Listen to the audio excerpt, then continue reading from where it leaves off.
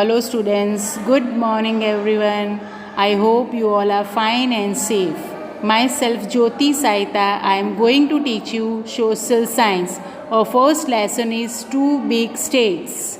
You know, our country India, it is the seventh largest country in the world, and altogether we are having 29 states and 7 union territories.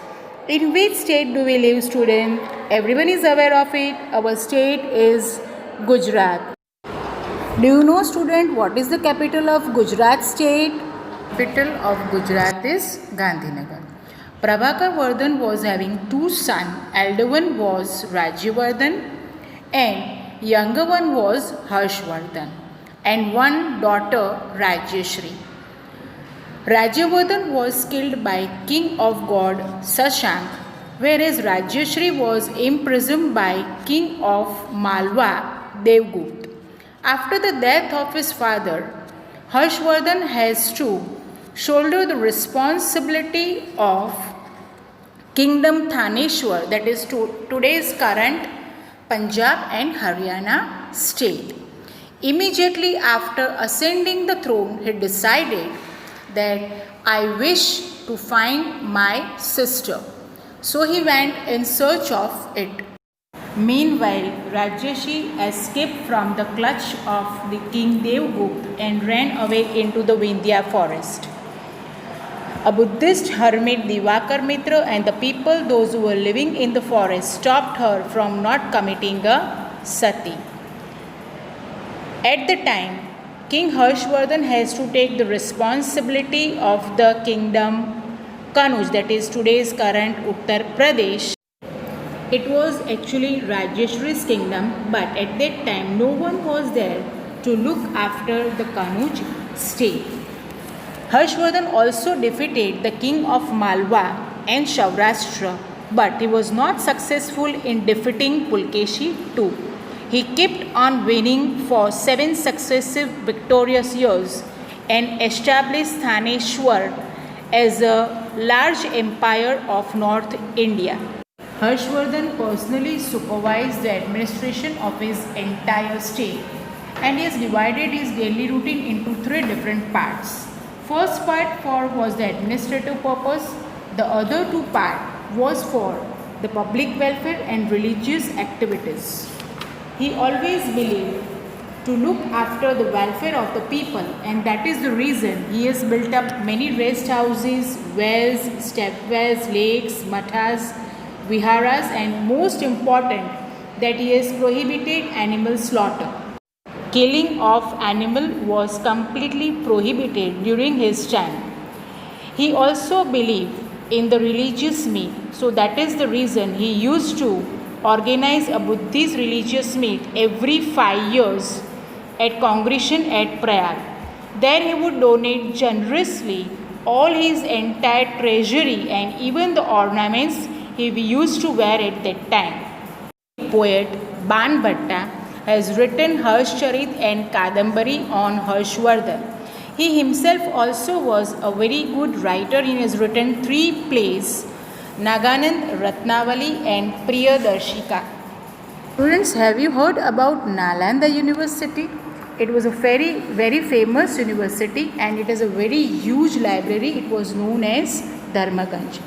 And in this university, the students was provided free lodging, boarding and education.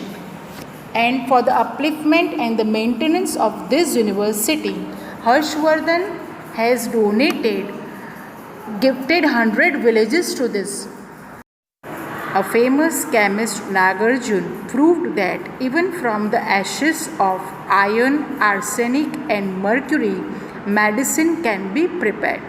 To get an admission in this Nalanda Vidyapit, one has to appear an entrance test.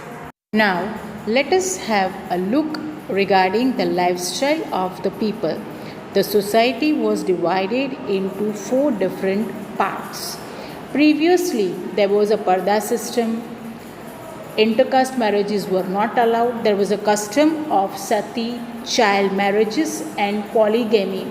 All these evil customs were prevailing during that time. But at that time, the diet of the people, it was very healthy and nutritious. They used to consume milk and milk products, wheat, rice, and green vegetables a lot, and not like a junk food which we are consuming today. They used to believe in a simple life. They wear simple clothes. Men wear dhoti, whereas women wear saris. They also used to wear the ornaments made from the flowers. Farming and animal husbandry were the chief occupation of the people. They also used to pay the tax, student. Right now we also all are paying the taxes.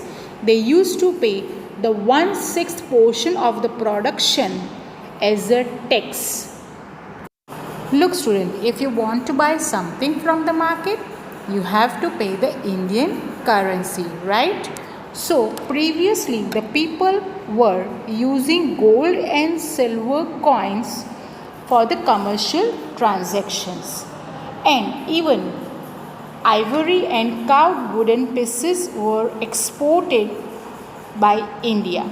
And King Harshvardhan had made a very healthy business relations with the country Rome.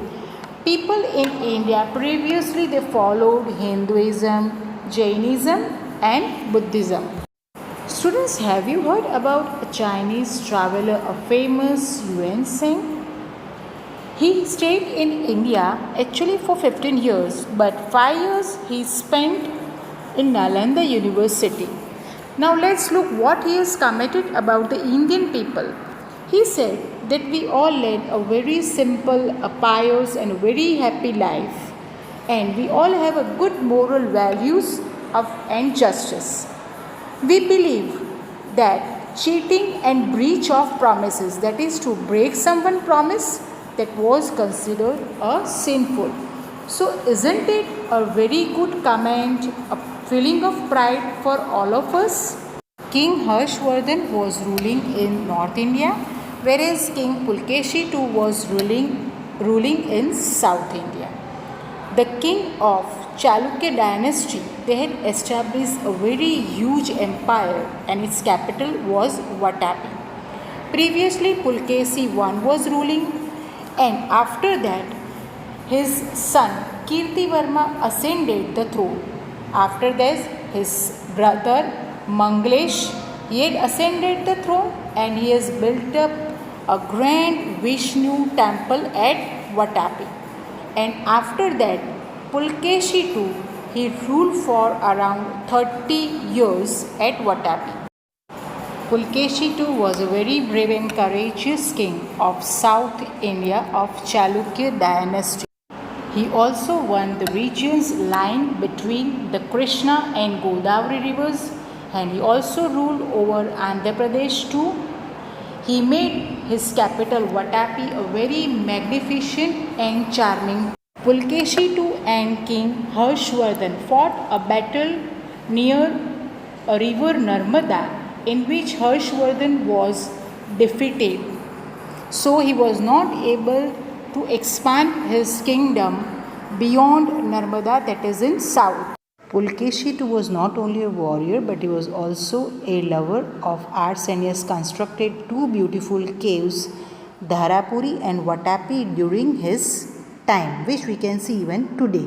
Harshvardhan and Pulkeshi II both were contemporary rulers, but Harshvardhan was still better because he was not only knowledge loving, he was a devotee of literature, he was religion loving. At the same time, he always thinks about the public welfare, and during his time people were very happy and prosperous life they lived. Pulkeshi II was not only a great warrior but he has not undertaken any type of administration work as well as the public welfare work which the Harshas did. Pulkeshi II died in 642 Common Era. King Harshvardhan died after the 5 years of Pulkeshi II, that is in 647 Common Era. Student, our session is over. Hope you have understood it. Listen this video carefully, and if you have any query, send it on our Presidency School app. Question answer I will send you in the next session. Bye bye and take care of yourself and family.